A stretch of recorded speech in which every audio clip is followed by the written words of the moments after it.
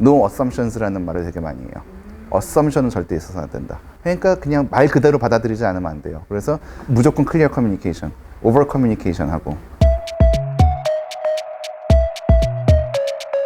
안녕하세요. 저는 에어비앤비에서 소프트웨어 엔지니어로 일을 하고 있는 유호현입니다.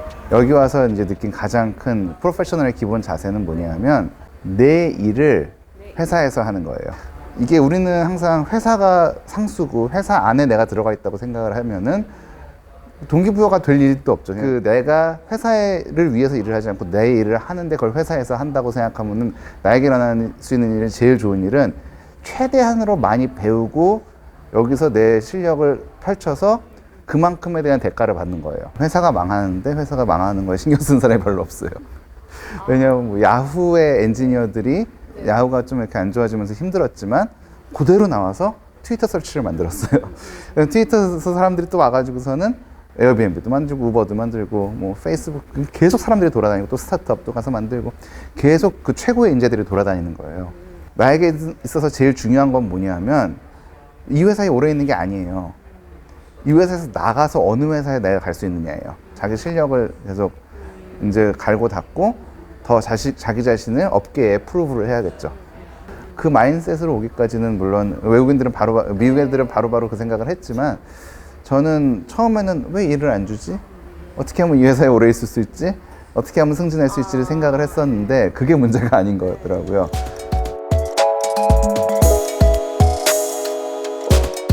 우리나라는 컨텍스트 헤비 문화잖아요. 그러니까 우리나라는 말 한마디 하면 거기에 수많은 뜻이 들어가 있잖아요. 그런 컨텍스트 헤비 문화는 단일 민족에서 나올 수 있는 건데 여기는 뭐 전 세계 사람들이 모여 있잖아요.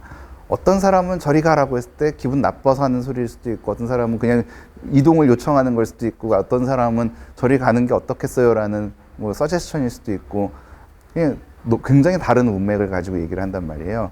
No assumptions라는 말을 되게 많이 해요. assumption은 절대 있어서는 안 된다. 그러니까 그냥 말 그대로 받아들이지 않으면 안 돼요. 그래서 무조건 클리어 커뮤니케이션, 오버 커뮤니케이션 하고 계속 커뮤니케이션 하지 않으면 특히 다문화 상황에서는 소통이 될 수가 없는 거예요. 매니저도 괴로워해요. 너 왜 내가 얘기하지도 않은 거를 자꾸 혼자 생각해가지고 자꾸 나한테 뭐라 그러냐. 왜 이렇게 힘들어하냐. 이게 우리나라에서는 내가 불행해하는 건 매니저의 책임이 아니지만 여기서는 내가 불행해하는 매니저의 성과거든요. 내가 언해피하다 그러면 매니저가 큰일 나는 거거든요. 자기 일을 안 한 거가 되는 거거든요. 매니저는 계속 나의 해피니스를 체크하는데 나는 제가 열심히 하고 있지만 제가 아직도 부족한 점이 많은 것 같습니다 라고 하면 뭐가 부족한지 우리 익스펙테이션이 이렇게 세밀하게 나와 있는데 거기서 네가 뭐가 부족해서 내가 뭘 서포트해서 네가 이걸 채워야 되는지를 알려줘 라고 하는데 그건 잘 모르겠고 저 열심히 하겠습니다. 아니 열심히 하는 게 문제가 아니고 열심히 뭘 할 거냐고 매주 해요. 매주 거의 미팅의 첫 번째는 Are you happy? How are you doing? 그래서 Are you happy? 그러면 나 해피해 하면은 계속 물어봐요. Are you really happy? 해피해? Are you really happy? You don't have any problem? 이제 뭐 그렇게 물어보면은 진짜 행복하긴 한데 문제가 하나 있긴 했지. 뭐 지난번에 코드 리뷰 했는데 다른 사람이 코드를 되게 늦게 리뷰해줘가지고 내가 좀 어려웠지. 그럼 그거에 대해서 이제 얘기해보자. 그러고 그거 가지고 쭉 파고 들어가서 뭐가 문제였고 뭘 어떻게 하면 해결할 수 있고 앞으로 그 문제가 해결되려면 어떻게 해야 되고 계속 파고 들어가는 거예요. 그러다 보면 이제 해결이 될 수밖에 없고 그렇게 해서 저를 항상 행복한 상태를 유지를 해주는 게 매니저의 역할이에요.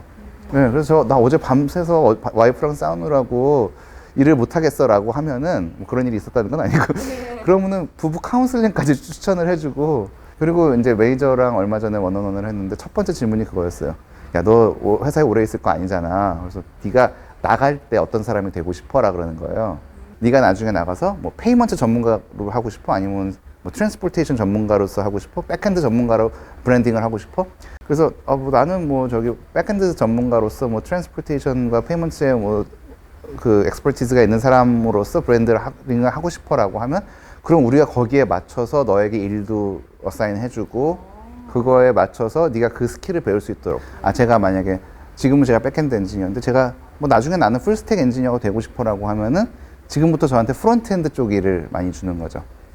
나도 프론트엔드 할래. 그럼 프론트엔드 하면 느려지겠죠, 제가. 지금 저는 백핸드만 해왔으니까. 근데 그거는 제 커리어를 위해서 회사에서 해줘야 되는 일인 거죠. 플래닝을 할 때 그거를 다 take into consideration을 하죠. 그러니까 얘가 하면 지금까지 프론트엔드 엔지니어 하던 거면 하루 만에 끝날 일이지만 얘한테 이틀의 시간을 주는 거죠. 처음부터. 근데 미국은 1960년대부터 혁신의 시대로 들어가기 시작한 거예요. 왜냐하면 제조업이 일본에 다 뺏겼으니까.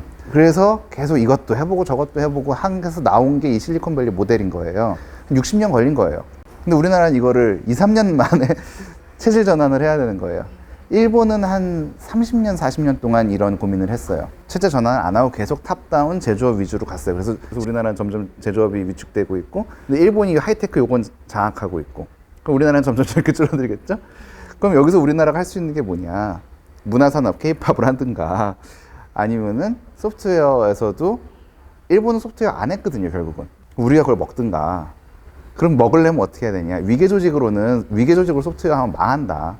그래서 실리콘밸리 역할 조직을 가져오든가 우리만의 뭔가를 만들어야 된다. 제가 얘기를 하고 싶은 거는 기업 문화를 좋게 만들어서 뭐 인권 존중하고 편하게 회사 다니자는 얘기가 아니고 소프트웨어를 가지고 우리가 이 새로운 산업 동력에 대한 얘기예요. 안 그러면 지금 제로섬 게임이 돼버려요. 이게 파이가 안 커지잖아요. 그래서 서로 싸울 수밖에 없어요, 그러면. 근데 이 새로운 파이를 만들자는 건데 이거는 옛날 방식으로 안 되니까 새로운 방식은 이런 방식, 그러니까 역할 조직적인 방식이 있고 이게 소프트웨어 엔지니어의 퍼포먼스를 최대한 나오게 할 수 있는 그런 방식이니까 이런 방식을 제가 여기서 체험을 해가지고서는 좀 이해하기 쉽게 이론화까지 했으니까 가져다가 쓰시든가 말든가 알아서 하시지만 이런 게 있어요 라고 말씀을 드리고 싶은 거죠. 지금 다 되게 답답한 게 여기서 별로 한 것도 없는데 개념을 처음 만들었다는 이유로 제로 투 원이라는 이유로 전 세계가 우리에게 돈을 주고 있는 거예요, 실리콘밸리에다가. 우리나라도 할 수가 있는데 하려면 두 가지가 필요해요. 위계 조직을 벗어나서 역할 조직으로 소프트웨어 중심적 사고를 하는 거랑 두 번째는 다양성이에요. 우리나라만의 문제를 풀어서는 전 세계인의 돈을 받을 수가 없어요.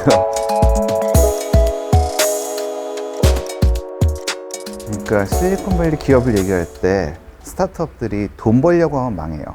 그러니까 미션을 따라서 가지 않으면 망해요. 왜냐하면 막 일론 머스크가 지금 전기차 뭐 해가지고 테슬라를 만들었잖아요. 돈 벌려고 하면 테슬라 하면 안 돼요. 돈 벌려고 하면 가솔린 차를 멋있게 만들어야 돼요.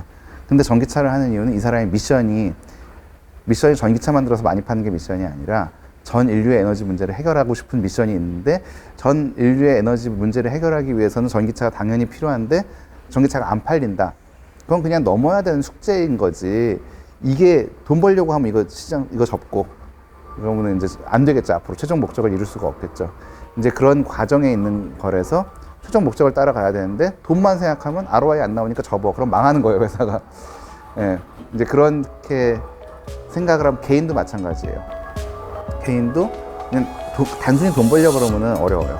장기적으로 내 목표가 뭐고 내 브랜드가 뭐고 내 미션이 뭔지를 생각을 하고서는 거길 따라가다 보면은 연봉은 계속 올라가고 계속 회사에서 찾는데 미션이 없는 사람은 우리나라에서는 미션이 없는 사람을 좋아하는 면도 있어요. 그래야 시키는 거 잘하니까. 그리고 똑똑하고 이렇게 눈치 빠르고 그런 사람이 하나를 가르쳐주면 열을 아는 사회에서는 굉장히 중요해요. 그렇지만 여기서는 넌 미션이 뭐고? 그럼 왜냐면 미션이 있어야 동기부여가 되고 그 미션을 우리 회사가 맞춰줬을 때 얘가 최고의 퍼포먼스를 낸다는 걸 알고 있거든요.